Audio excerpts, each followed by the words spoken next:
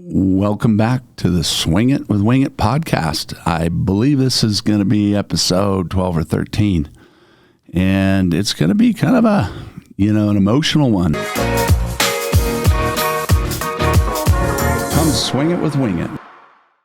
I am going to try my best to recount back, like from day one when I got out of college and decided to jump into the mortgage business.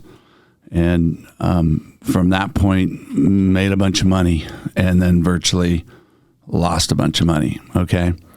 And the riches to rags or rags to riches, then back to rags, whatever you can call what happened.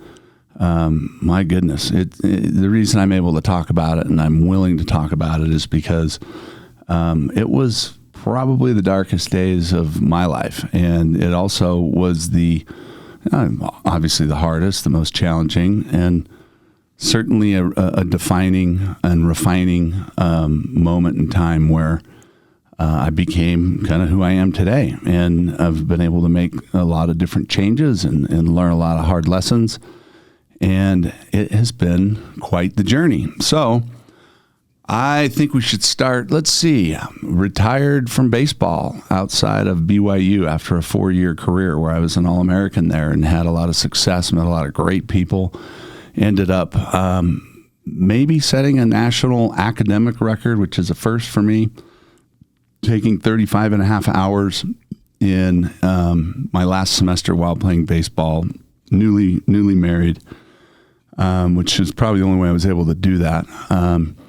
Because I didn't want to go back and, take an extra year and all that. I wanted to get going, right? I wanted to get started in my career and start building a family. So let's see, my dad had a small mortgage company. It was pretty much just him. And my wife at the time was processing for him.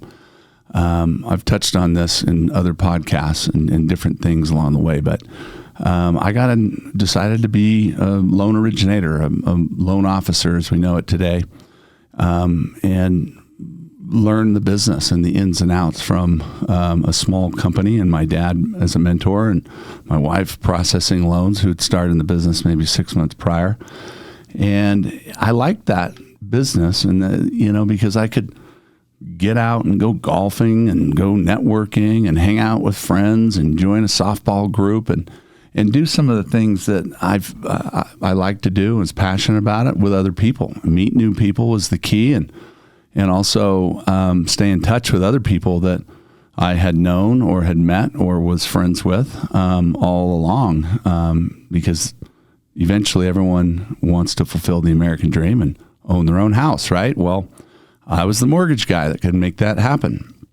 I think when I got in the business was 1998 is when I graduated from BYU, and I just hit the ground running. I think I made about $85,000 that year, which was, a pretty good amount. And so what's a guy do when he's making good money and living in his grandpa's basement? He starts the construction on a new home, which is what I did in Taylorsville. I believe my purchase price was about $2.25. It took about 9 months to build.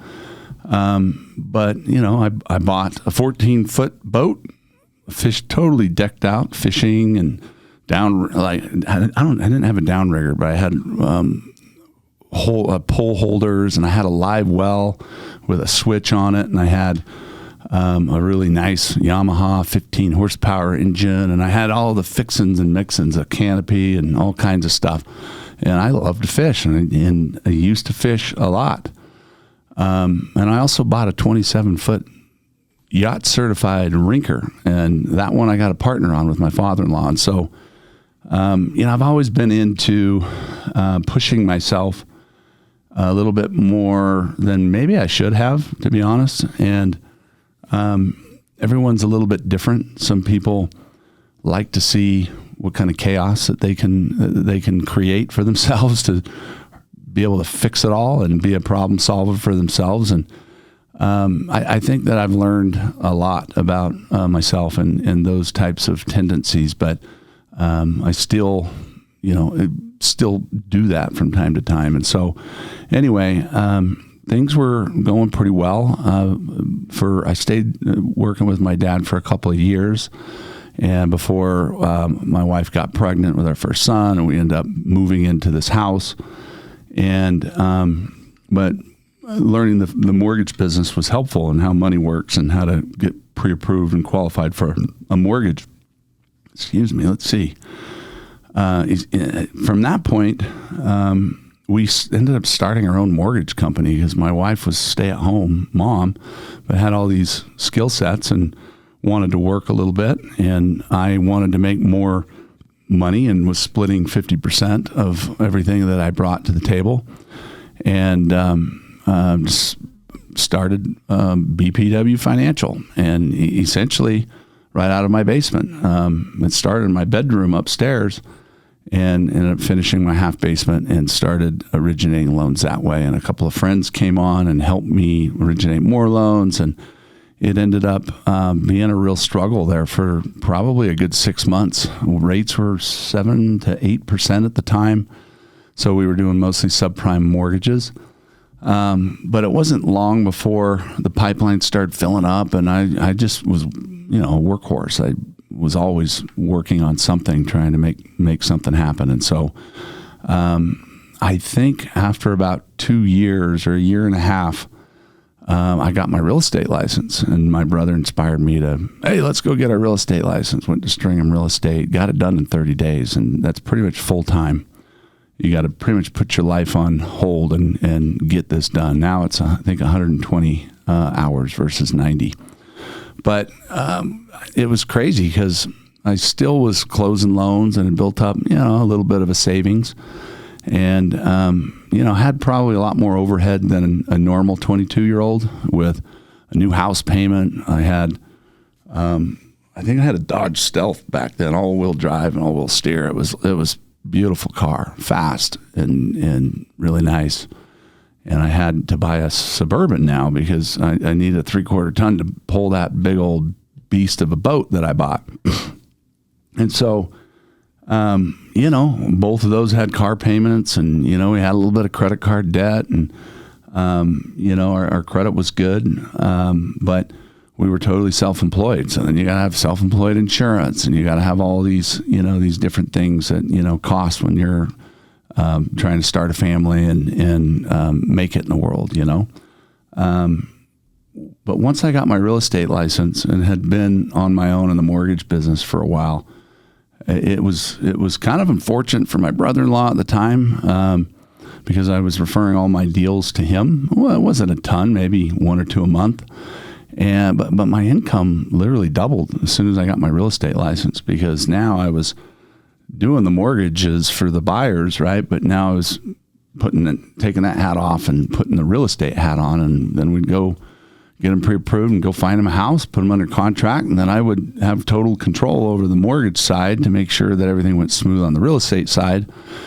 And when we closed, I'd make twice as much. In fact, realtors make 3% on buy and sell if they don't discount their commissions.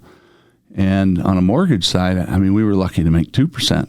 And subprime back then, maybe you could charge an extra point because they take twice as long. But on average, real estate agents make a little bit more money than loan officers. But the reason I like the mortgage business is because I didn't have to go out on weekends, holidays, and things like that, and I could just work in my office. People would come in to me, or now it's all online and digital. I rarely have to actually meet a client to do a mortgage, where they can fill out the online app. It incorporates into the software. It's a lot slicker in that regard. But so anyway, I ended up building another home, and my first real estate transaction was actually my father-in-law's house, my wife's parents. And we decided to move together into a new neighborhood nearby our Taylorsville home that we had already lived. And they agreed after 20 years to move into, I think we paid $285,000 for this house. And it had an unfinished basement that I ended up finishing shortly after moving in. Instead of our half basement with two small offices, we we built a full basement where we could actually use it for recreation, a pool table, family room. And then we had one office on this side, and then we had a big office that was really like 3 people could work out of. And so for the next 2 years or so, I built the mortgage and the real estate company. As I became an agent, I was with All Pro Real Estate back then, which is like one of these $500 per transaction, very little commission taken type brokerages. And, you know, it really worked out good. And all of a sudden, I had other friends saying, hey, how are you buying these houses at 22, 3, 4? How are you driving this car? How are you, you know, looks like you're really, you know, doing well. What are you doing? And they'd end up, in some cases, either they had already been in the mortgage business, things weren't working as well, or they just wanted to get into the business. They would come and want to join the team. So I started bringing on loan officers, and they wanted to do what I was doing. I had the control of the company and all of the credentials, and we were a broker, so we had all the lender connections, and we either taught these guys how to originate and close loans. We had at this point, my wife had gotten pregnant with her second son, and we found one of my clients I was impressed with, Heather Gunnell. We ended up bringing her on as a processor and taught her a lot about the business, and she's now one of the best loan processors around. She's still my processor through Trillion Mortgage, which is my brother-in-law's company, which is great. And Steve was one of my, I think he was my second or third loan officer. And man, I think he was always my top producer. He's just gifted in relationships and numbers, and is really good at the mortgage side. So make a long story shorter in that regard, I then started a credit repair company. And why? Because I wanted to do more mortgages, more real estate deals, and was able to help even more people as I build a pipeline with buyers that wouldn't normally be buying a home anytime soon. You know, they might be 5 years till they figure it out. Well, I was able to get them on track and into a house within 3 to 6 months, which is fantastic. A lot of people just don't know what they've never been taught, or they don't know what they don't know. So I had kind of become a credit expert. At that point, I'd seen probably hundreds, maybe even 1,000 or more credit reports. And every loan that I would do, you know, there's probably 10 applications you would take that you can't take, you know, you can't close because they're not ready, or their credit's not good enough. And you submit these loans trying to represent their best interest, get everything done, and they end up not being qualified, and you can't get financed. And so that's learning all the ins and outs on that front, and then funneling them over for the ones that were serious. And we charged a couple $100 or something. It was hardly anything to work with somebody to improve their credit. But a lot of people wouldn't even pay that. It's like, if you're not willing to pay $200-300 to change your life financially, then, you know, it's probably not a good thing for us to invest in you either. So that business actually was very helpful in getting in with Fieldstone Homes. In fact, they had a slew of houses and projects going throughout the state of Utah. They'd expanded here years prior, and they had a lot of buyers that came in and were totally qualified, and they built them homes. Well, maybe 10-20% of their buyers that wanted to build with them couldn't qualify. And so they had a company preferred broker that did nothing but preferred, you know, like A paper, what they call it, like good credit or decent credit. And the other ones that weren't ready, they just said, come back when you're ready. Well, I went in there to try and help them sell more homes and create more value and help more people. And even though these deals were, you know, it's a lot of work to take somebody's, you know, financial situation that was not great and, you know, teach them how to fix it and how to improve it and how to build credit and maintain credit and get in a position in their life financially where they could actually go and participate in the American dream and building and owning their own home. So that was pretty fulfilling. I helped a lot of people do that, and I became a preferred lender with Fieldstone Homes because of my credit repair ambitions, if you will. And we ended up doing a lot of business for a while there. Now, to back up a little bit, I think in my first house, one of the contractors that did the concrete, in passing says, "Hey, I've got this house that is over in Cottonwood Heights, and I'm buying a new home over here in Murray, and I'm interested in selling. Are you interested? Like, forget the real estate commissions. Let's just do a buddy deal." And it was $145,000. I think the square footage is about 2,500, 2,800.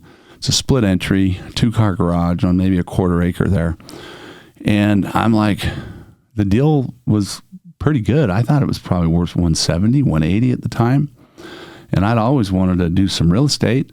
So fortunately, I'd been in our home for about a year. I had a good builder. I got a pretty good price. And so I had quite a bit of equity. And so I was able, through U.S. Bank, I believe, with perfect credit, and I think a year or two under my belt, self-employed, to leverage my credit profile to get I think it was probably a stated income home equity line of credit. And it was for $50,000. And so, and then I'd learned how to prepare to buy. And I've helped many buy homes. So I've basically been preparing myself for the opportunity. And when it came, I was ready to go. So I bought the house. Well, that was the first home that Melissa and I had ever bought on our own. We'd been in a partnership on one other small home with my dad and my brother. We didn't have to get a loan. It was just took over the payments, and it worked out pretty good. We all made $5,000 or $6,000. But this was a big deal, and it was stretching me a little bit out of my comfort zone, but I knew I wanted to do it. It was a great home in a great area and for a great price. And so from that point on, I can't remember my house, when I moved out of it into this new home, I ended up selling on contract to one of my buddies at I met at the sports mall, and they ended up getting divorced. But I think they gave me like $10,000 down because the market wasn't great at the time, and I wasn't willing to walk away for a loss. But I'm moving forward into this new neighborhood, different people, different setup for my business and the size of the office and growth.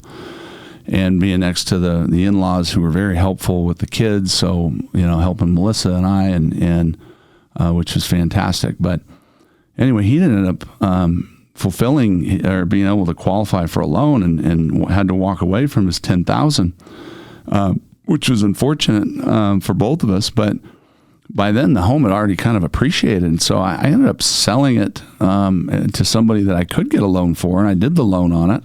Didn't pay real estate commission, and instead of $250, I think I owed about $200 or $180 at the time.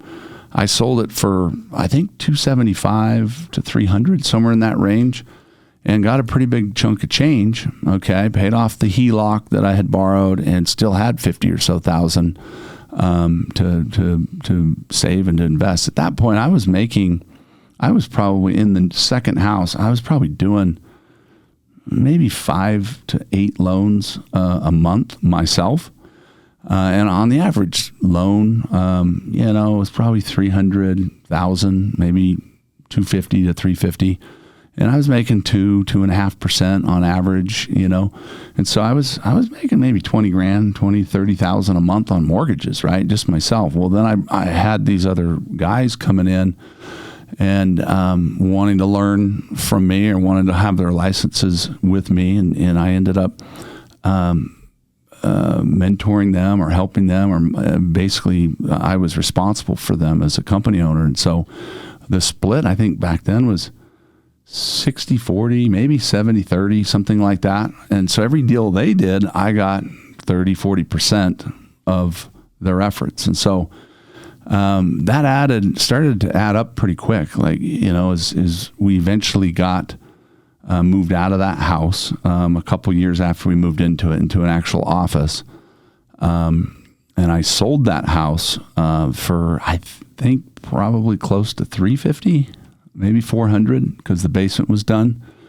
So I was, I made, I think I made about $75,000 to $100,000, and some of that was from down payment and principal reduction. But essentially, I took that first nest egg from the first house, and I found another investment to put it into, and then I sold this house, and I bought, we call it the Murray Mansion, which I could look out my back door at the home that I was raised in for at least part of my childhood in Murray. And it was also my buddy's old house that, he moved from California. It was actually Supertramp, the drummer. He's a great guy, Bob Seidenberg. It was his house. He moved his son in to play with our baseball team. And we ended up taking state, because it was such a special team. I bought it, and I think I paid $300,000 for this 6,500 square foot home. It was a foreclosure it wasn't a short sale. Bank had already foreclosed, owned it. And, the next 6 months of my life were basically living, at that house. And it was very motivational for me because I basically remodeled the whole house from top to bottom. Okay. And that's a lot of square footage inside and out, new stucco, new roof, new landscape, new everything. And I think I probably spent $300,000 on that house, all of which was cash. And so what I really did is I took all of the income I had been making, which was probably close to, I was probably making a couple $100,000 a year. I didn't have a lot of overhead. Didn't have a ton of debt because I was paying off debt. Didn't have any commercial office space type stuff. Well, anyway, I put all that money that I'd made on these other things into that house, and then moved into it. Right. At that point, my business had grown. I think that was probably 2003 or 4. And I lived at the first house for a couple of years, the second house for a couple of years. But it was good to move into that second house because here I had my mortgage and my real estate license, and new homes were being built all around me, right? So as these people would drive through the neighborhood, I'd go talk to them, the one next door to me here, or, and I had a story. I lived there. I bought there. I invested there, and I sold a house to my in-laws. I'm pretty vested in this community, and these were nice, homes. Like right now, they'd probably be selling for $700,000, maybe $800,000, and in a really nice community there in Taylorsville, probably one of the nicest communities still. But built by Newmark Homes, who was an amazing guy. He's since passed, but he built a great product. And that is, I ended up selling 15 houses in there, and I made, which was fantastic because I was making 3% on $300,000 or $400,000 on the real estate side, and I was making 2% or so on these larger loan sizes, and I would basically do a package deal. And now I'm living amongst a little higher net worth, more established families and people that had more money. And so it was a real good stepping stone for my career that really kind of catapulted things to the point where I could now move into, let's call it the dream house, right? In Murray, grassroots, right back home, and buy one of the biggest homes in my neighborhood and make it totally custom with some of the remodel skills that I really learned a lot about remodeling on that house. Now I finished 2 basements by then and had grandparents and parents that were helpful and contractors and friends. You just learn when you're working with the public and doing loans, and you just get to know people. In fact, the mortgage business is crazy because you get to know these people better than even their spouses know them, and their family knows them. Everything about these people, like where they work, how many kids they have, what the ages are, exactly what they make. Okay, how do they spend their money on their bank statements and this and that.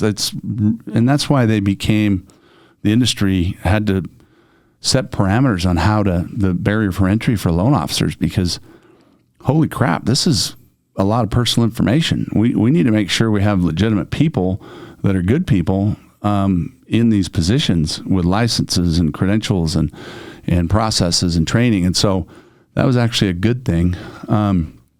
But then something happened in the industry, and I still don't know exactly why it happened.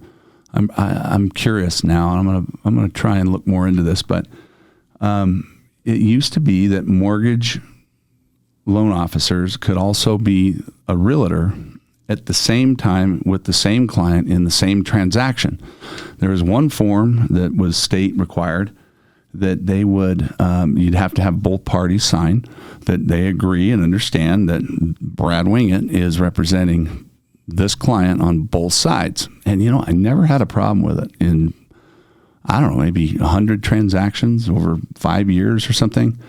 And it was actually a really nice thing for my clients, because then I could I could like not charge them as much over here, or I could give them a really nice, I'd buy some of their, appliances and just say, thanks for your business. Or, you could just do things that, help the client, and also made it kind of nice because it was one person they were dealing with.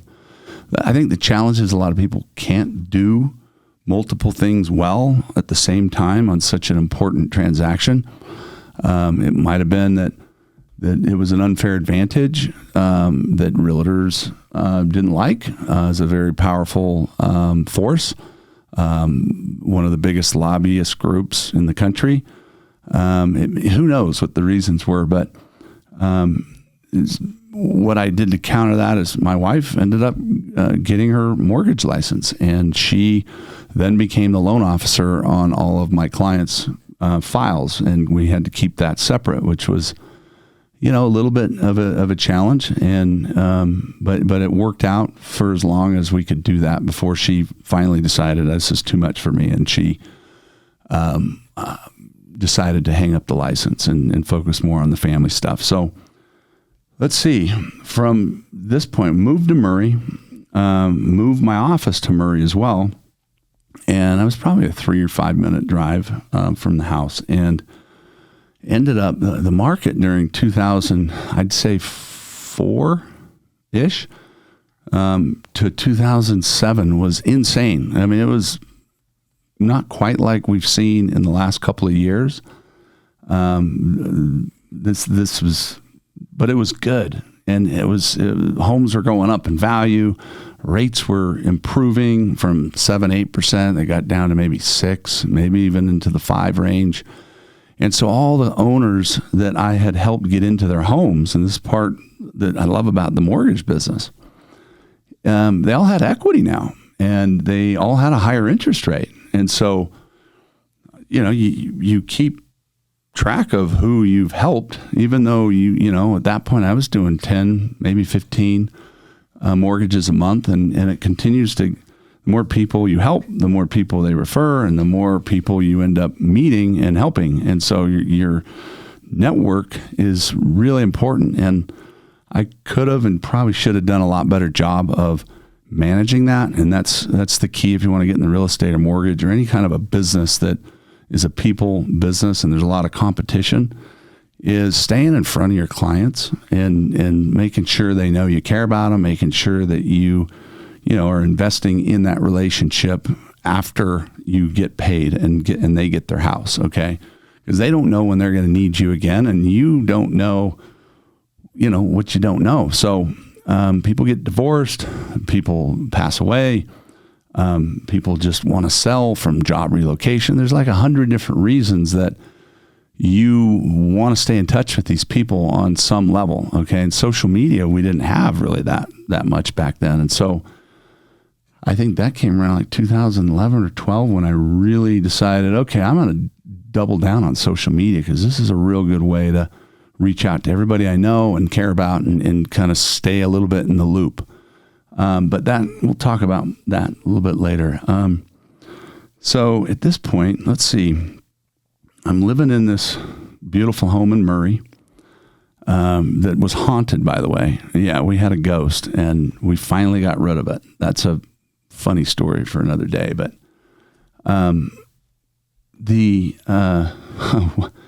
my business really started to take off. And so now all of a sudden, other loan officers are coming on, past clients that were ambitious, like, I want to quit my job and I want to do what you do. And, all of a sudden I end up building a company that had 20 loan officers under our business. And the real estate company had 20 realtors too. Not all of them were loan officer realtors, but there was a good portion. When things changed, that made it a little bit harder, but still, to have both licenses was fantastic. In fact, it's fantastic now. Just because you can't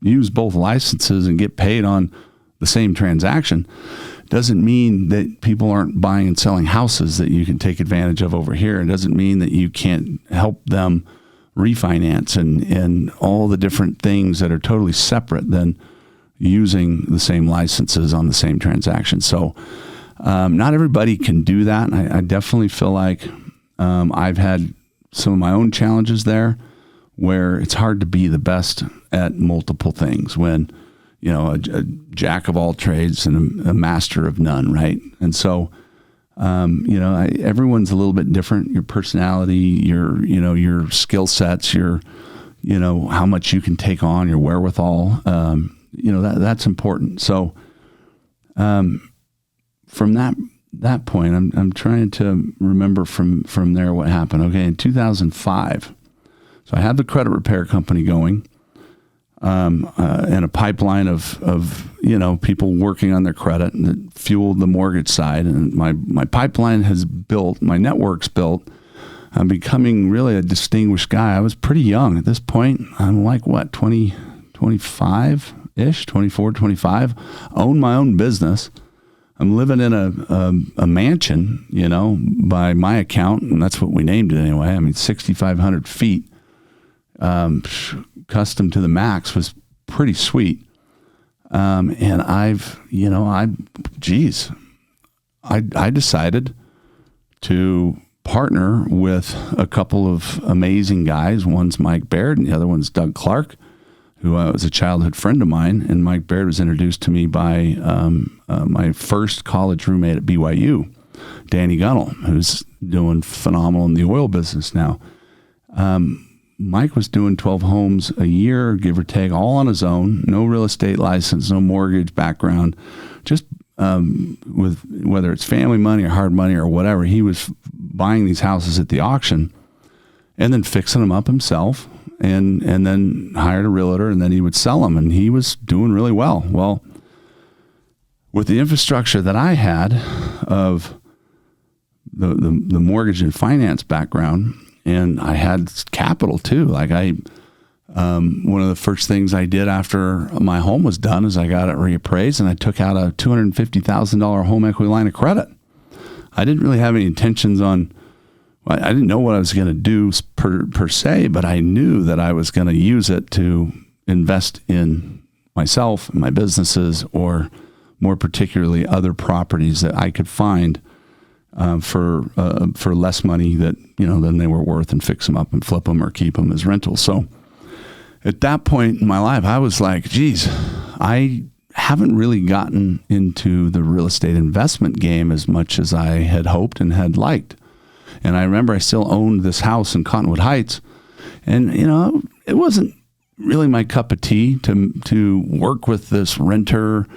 Every month it seemed like, there was a new excuse, and it killed me. Like, you got to have these fines or these late fees for renters, because if you don't, there has to be like some kind of a deterrent to not be late. And unfortunately, some people are just late all the time. And so you just end up making more, but you put up with more. And so it's kind of a give and take situation, but still renting that house, and rents go up, as taxes go up. You're like, oh, taxes went up 200. I'm going to up the rent, 100 a month, and make, because cost of living goes up. So I manage that home myself, and now I meet Mike, and I'm in touch with Doug, and we end up forming a partnership of a home investment company to buy and sell more properties. Well, the very first deal that we did,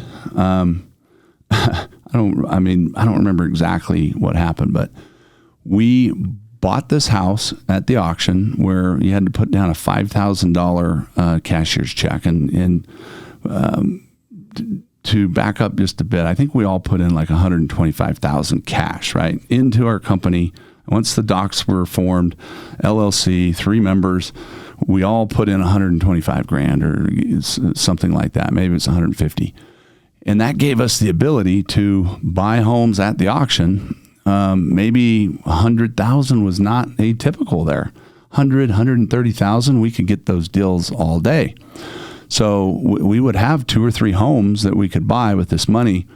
And, we can talk about hard money later and how we incorporated that. But the very first house we bought was, I think, 105,000, give or take. And I'm at the title company, just getting it set up to wire the rest of the funds and just make sure that everything's good.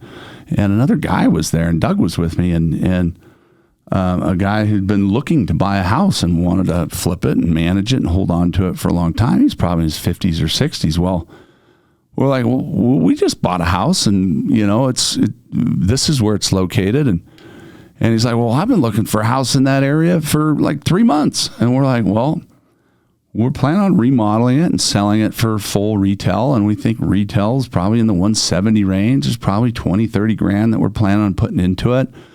So, we're thinking about 40, 50 grand profit. Would you consider selling it right now? Like, I got cash right now. I mean, we're at the title company. What's the problem? And Doug and I look at each other and we're like, well, sure. I mean, everything's negotiable. We're going to sell it at some point. Well, let's go take you over to him. Showed him the house.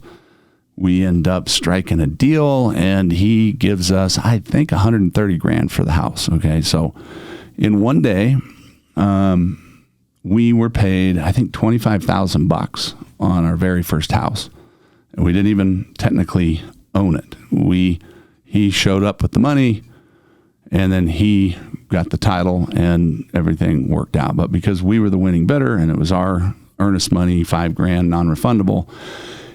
So that was our very first home that we flipped with this new company and my new partners. And it was pretty awesome. So we're like, geez, let's go buy another one. So we bought not just another one. We ended up buying a lot. In fact, in, I think, the first year, I mean, we had done like 50 homes, okay? And it eventually got up to like 100 plus 150 homes a year for 2, 3, 4 years there. So, I'm still doing my mortgages. And the reason why it was a good partnership was because I knew how to turn these houses quickly, okay? And I knew that if we locked up a house that we were buying, and then we had our own remodel crew, right? That Mike was kind of a master of fix and repairs, and he had a crew that was working. We added to it, and so we had our own in-house crew. We had on payroll, and then we hired my brother Mark to manage this crew and to plan and to budget for these houses. And the reason I loved this model is because I had the mortgage, all the resources for the mortgage. I had all the resources for the real estate, which no one else at the time had. Mike and Doug both became loan officers and realtors, and I don't know that they're practicing anymore in that, because they've done really well in real estate. But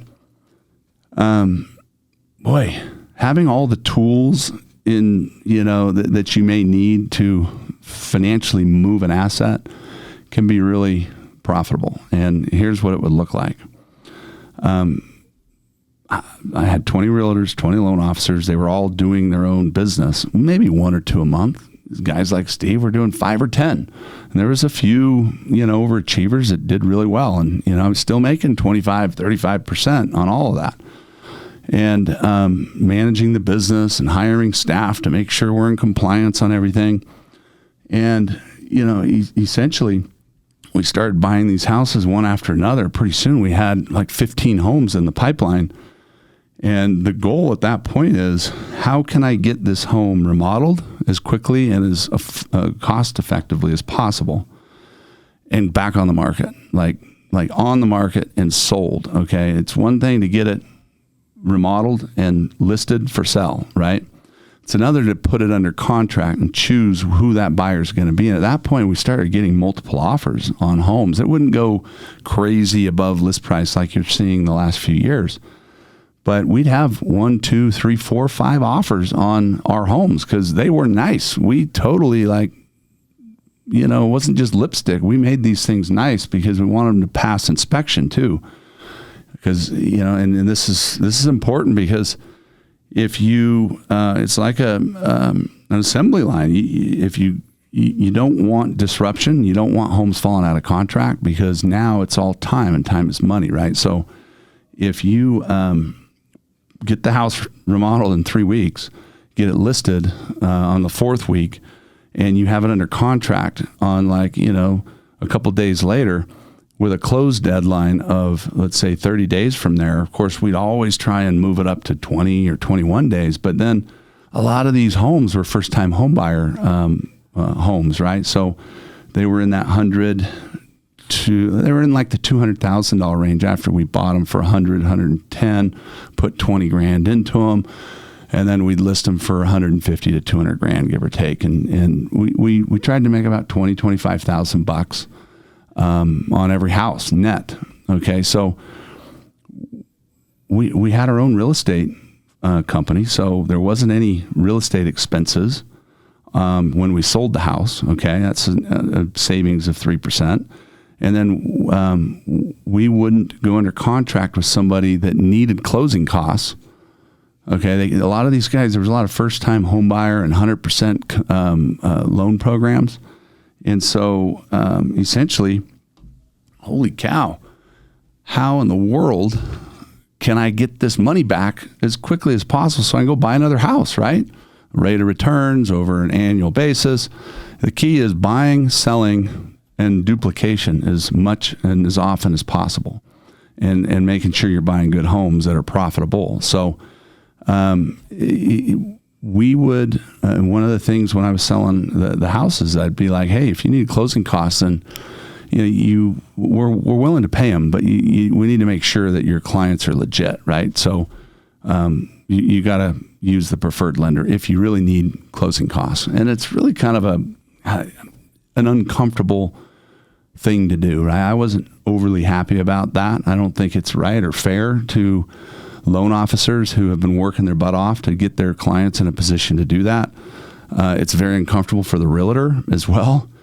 It's a common practice today, especially with new construction, where, holy cow, like if you walk into a house as a buyer without your agent, whether you have a contract with them or not, procuring cause, which is a strange word, basically means that you walked into our model home and did not have representation. So they're not entitled to pay your agent, technically, unless, something's worked out, because they're the reason that you went to their home with their marketing and they were the procuring cause of the sale. Well, it's the same thing I was doing. It wasn't because I was trying to be a dick or anything. Okay.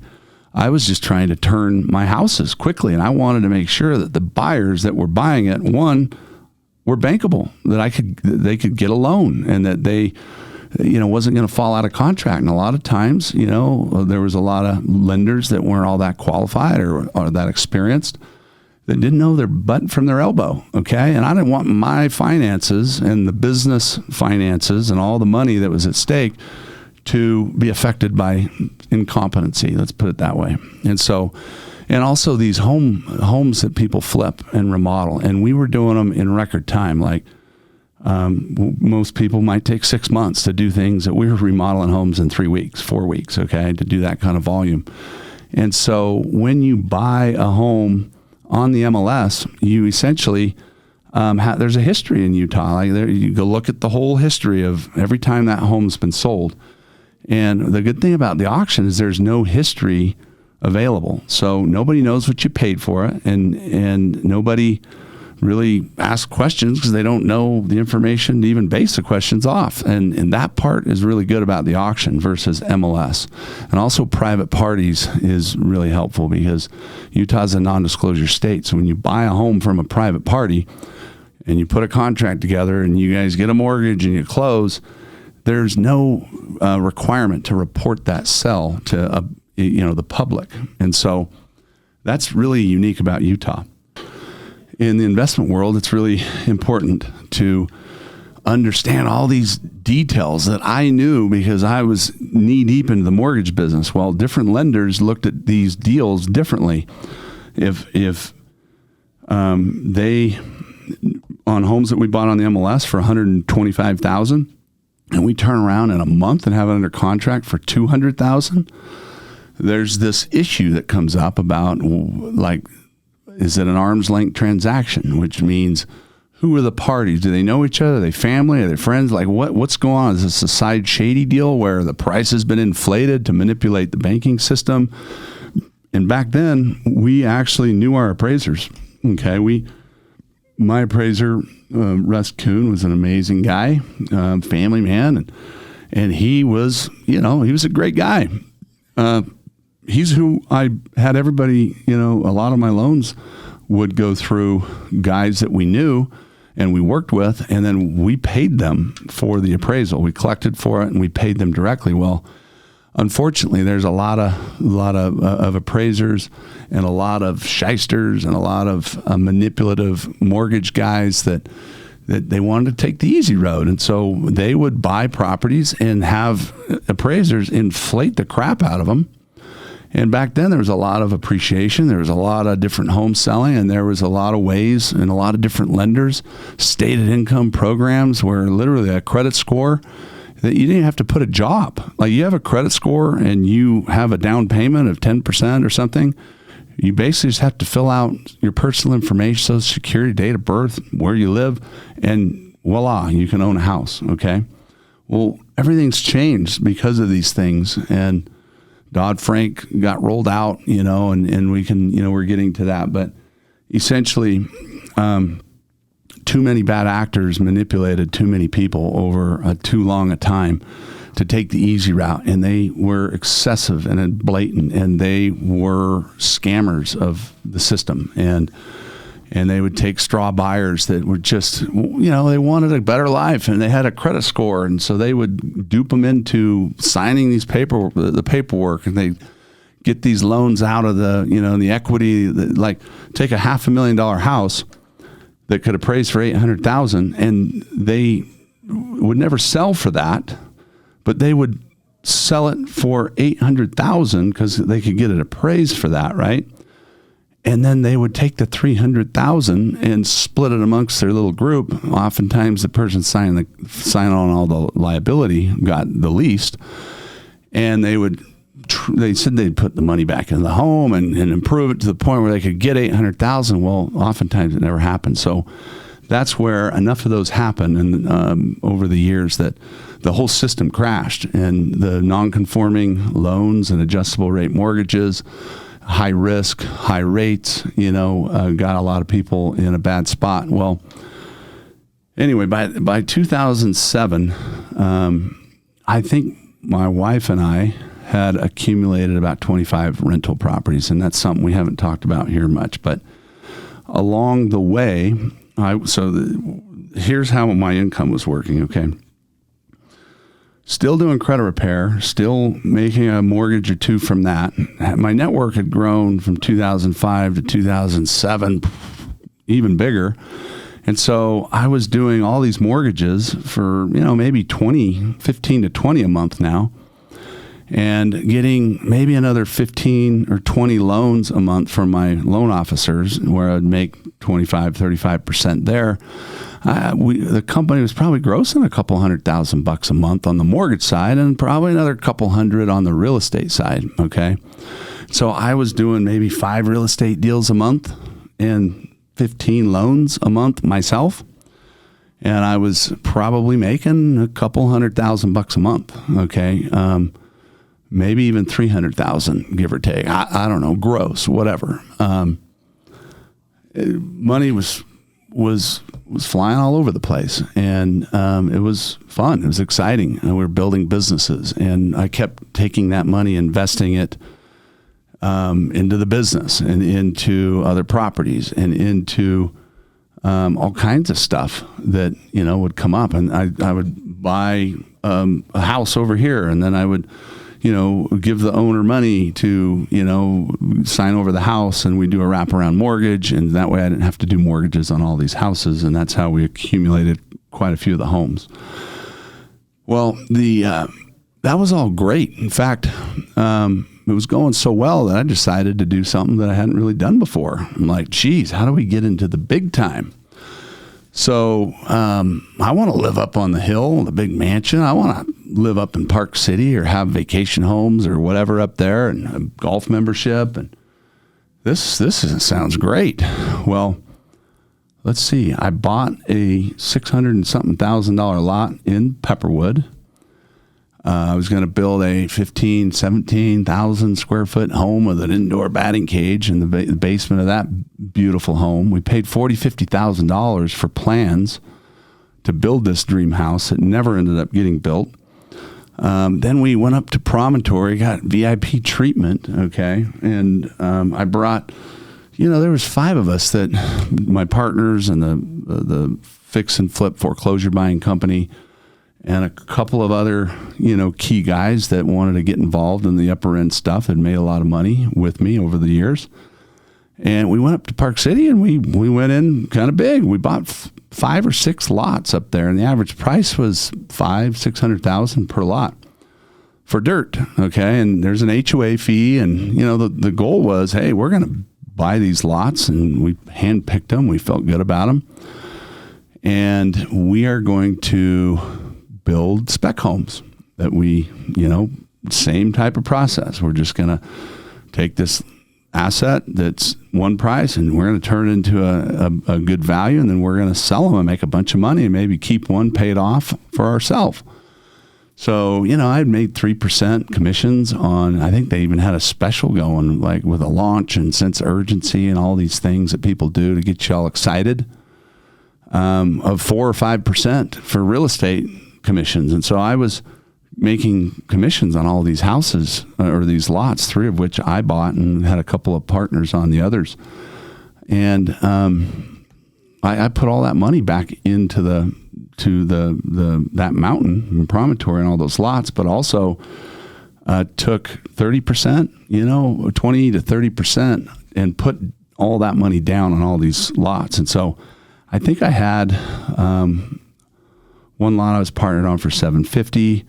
One lot was $550. One was $470. Another I was partnered on for $470. Another was $525 or something like that. Anyway, I ended up losing them all. Okay, paid $20,000 a month for those lots. Okay, for years, and then I paid for the golf membership, and we enjoyed a lot of years up there golfing and enjoying that lifestyle and all the amenities that they have.